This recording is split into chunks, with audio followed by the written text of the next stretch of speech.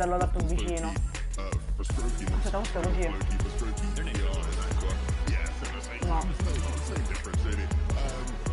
Let's take a look at the next page because, of course, anybody will be wanting to push their way into the top 10. We used to talk about the differences in, you know, second to third. There's massive differences as well, even in those lower thresholds. The likes of Troll VP, Queasy and us and Thomas, if they could sneak their way in to the top 10, you know, I would very much commend them for that because I think they were saying, you know, 23rd or something before this. No. They were low. They were down low, right? And so Là.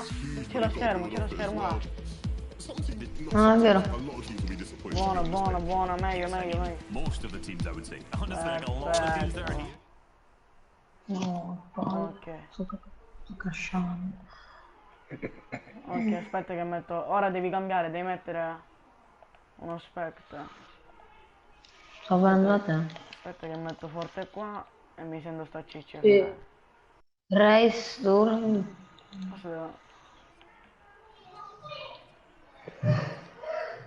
Season as well. Io non sento loro che parlano. Competition very steep in EU, and especially with the big shake-up, man. So many teams. Honestly, even just making it this far no, Marco, oggi is non a testament givvo, to each trio and their skill set. But now it's about one final game to try and attack all of these other placements. Where can we end? How much prize money can we walk away with? It's time to find out for an FM one last time here in EU. This is the FNCS Finals. Sundown, over to you. Thank you so much, Zeke. Qua stanno parlando per ora. My name's Sundown, joined by Wager, and once more onto the island we go. We've read all the chapters. Sebastiano, we're getting down. It's the final pages, and then into the little epilogue. We know that the dragon was able to overcome all the challengers. Which one of the heroes from the top is going to be able to limp away and still establish their kingdom underneath our new dragon ruler, who I accept greatly. They were nice. They played their game plan out well. They lit fire to everything, but you know the lands are fertile. Poi se volete uscire perché dovete andare in live givvo, andate. But looking at the leaderboard, child, super close here. Now, the battle between second is just separated by 11 points. After that, you get a little bit of a drop off to Floki, Clement, and Steph, those who are about 20 off the pace. Then 5th and 6th are 1 point separating each other. And then 7th through 9th. Ma fai il quadrato, che vedi meglio. So a lot can change between 2nd and 9th depending on what goes on. I mean, everyone between basically vabbè, per essere alle semifinali o finali sarà forte. Ma quando givvi? Marco oggi non givvo. Top half of the table still up for grabs.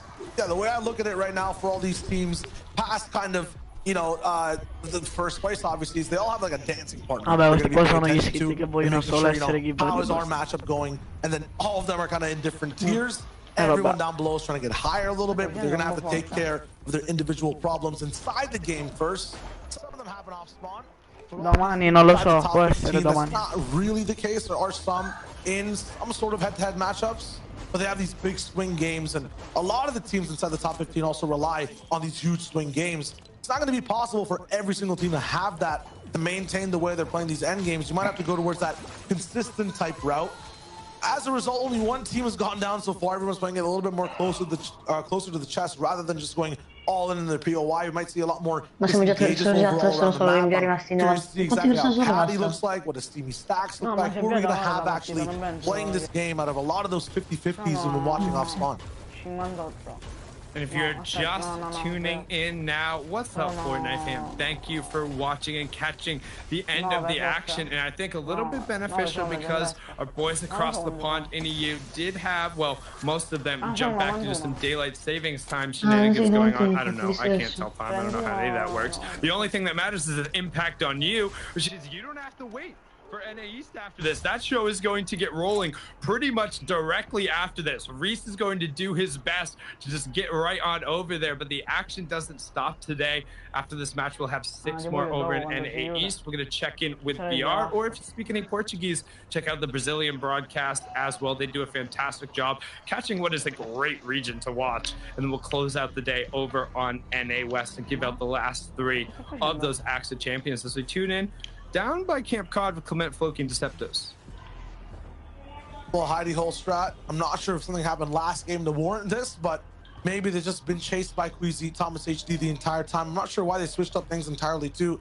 They're contesting over at Misty Meadows, but something has happened in the last 4 minutes of gameplay. And now we find ourselves here. I think Thomas HD understands what's going down in terms of these guys hiding up in this house. Does it? Did the third zone lock in on only Camp Cod Island? Are we basing up here now? What is going on? I think they might be just trying to manufacture a couple other points. We talked about just like trying to get eliminations. I mean, the 6 points could end up being a decent swing. We talked about them needing about, I think they're 20 points off the pace that lead, right? If you're able to get the drop on somebody who's not expecting to be there, who's been a little bit looser in their looting paths, that's generally worth, but I'm not sure that's necessarily going to be the case. As you see, Benji does end up getting the knock onto Malibuca with Mustache being down, and Chizo is going to do what we always talk about, try and get the disengage out, but he's heading directly towards another team, which you have to be very careful about rotating towards the north side, and he has to know. He just saw that tree. He's not going towards the team. He's trying to hit that pool again. Take some ramps up, right? Chill on the water for a hot minute. He's on vacation. I'm not sure if they heard that glide, though. Might just ruin things completely. This is not the lifeguard you're going to want on duty. Slowway rolling in. Switching up his drop again from the start of the day. They were at the middle of the map, had a lot of favorable zones, didn't go too well, and now are looking at maybe investing in some retail property up in the north. Meanwhile, Clement, Desliptos, Floki, Thomas Ishi, and Squeezy. The most interesting thing about this is that, like, everyone's full shields. I guess Clement might have taken some damage and used them, which is why he has missing inventory slots. But like, now there's a third team coming in, or maybe a fourth. I can't count all the different colored arrows. There's at least 3 here. What? It's Analyx and Squeeze. They don't want to let the fight get away. We're talking about the difference in points. Definitely want to get aggressive. Definitely want to have that difference, especially if it's this isolated and free. I mean, a good fight for everyone, but if everyone's involved, it's a bad fight for everyone, no? Oh. Bad fight for everybody except the winner, depending on the circumstance. These teams could use the points. We talked about how close the leaderboard is. I mean, the rotation out of here, though, is so tough. Right? It's just so much change in verticality to not really and ever even out. Like, it's so much less tall on the opposite side once you get on that mountain, that dropping down and committing over here is a lot. And when there's a team on either angle, when you're the team underneath, you don't get a whole lot of decisions. You basically have to wait for the team above to do something. And what they're going to do is they're going to launch pad away, but I don't think they realize they're launch padding directly into another ambush. Doesn't know exactly. Non so se ti senti ancora con They're gonna hear the bullets actually rail now, so I'm not sure if the game plan changes. Yeah, I think they're gonna go straight towards the boat or towards the river to catch up and maybe move the zone, but they decide to maybe just run on the island, see if they can get some free tags, a few third-party shots. Look at how dense this kind of field is, though, with a few of these trees. Deciduous? I'm not sure. Either way, the big thing is gonna be there's no chance they're gonna be able to have sight lines without getting close and personal and wasting their own time inside the zone. I think it was Thomas and Us anche con Giochetto, tutti quelli là. Glide first off, and as a result, they do get stopped in the air. I think maybe they were also, I mean, it's one of 2 choices, right? So either way, there's a breakdown there to talk about. But also either way, that team is in trouble. Simple's coming Floki. This might be good for them overall. There is a very efficient way to get into the zone. They could just hold off on it and hope that Analyx's team rolls in. They still get the fight that I guess they were trying to avoid right off the rip.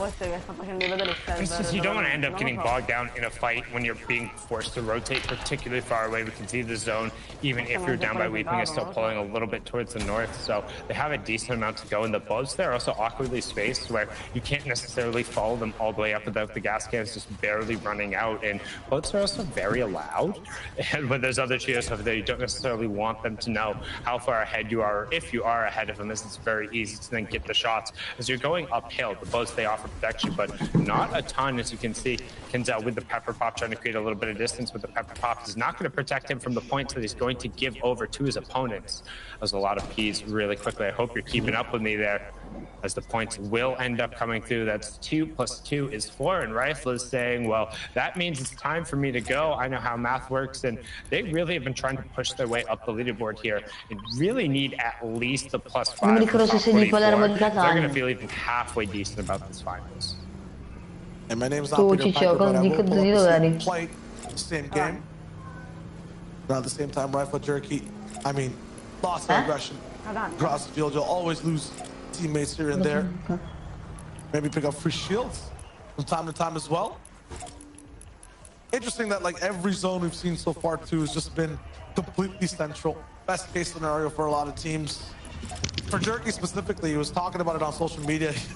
Was not liking the fact that it's super central. Wanted a little bit more of the crazy stuff, a chance to maybe do the unexpected. And we saw this entire team actually picking up more eliminations once we were, you know, towards that sludgy swamp zone, one of the most variations we've had so far earlier on in the day. So they definitely have a chance, you know, having a correct argument and, hey, maybe we like those irregular zones. They wanted a few more of those. This is what it is, though.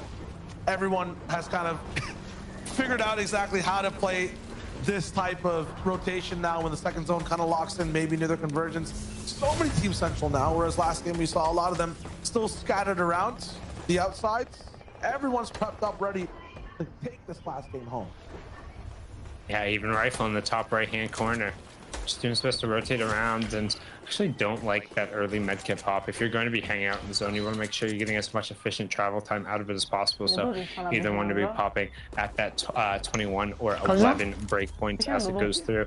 You see Scram trying to find some shots there. Does have that rare semi-auto suppressed Cypher, so able to rip through those 36 to the body, 72 to the head if they're able to get those shots through. And you see we are actually going to end up pulling out of the game for just a little bit, so it's okay. We're going to kick it back on over the desk. Zeke, Levin, Reese, take us away. Finita. Thank you guys so much. Sorry about that, Fortnite fan. We got to restart that game. A trio did not make it in. Gonna take a kind of step back, remake that game, and then jump back in. We don't want to miss any of the action, but until then, we will jump back in once the time is ready. For now, you're hanging out with your favorite DJ Zeke, you do Reg Levin, and Free. Perfectly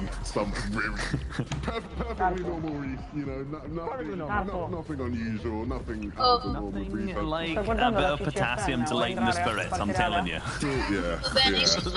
Oh, wow. Okay, so let's pretend this match never existed. Let's kind of take a step back and take a look at the standings, and let's set up what is going to happen and what we can expect to see going into this final game. Facciamo tutti insieme.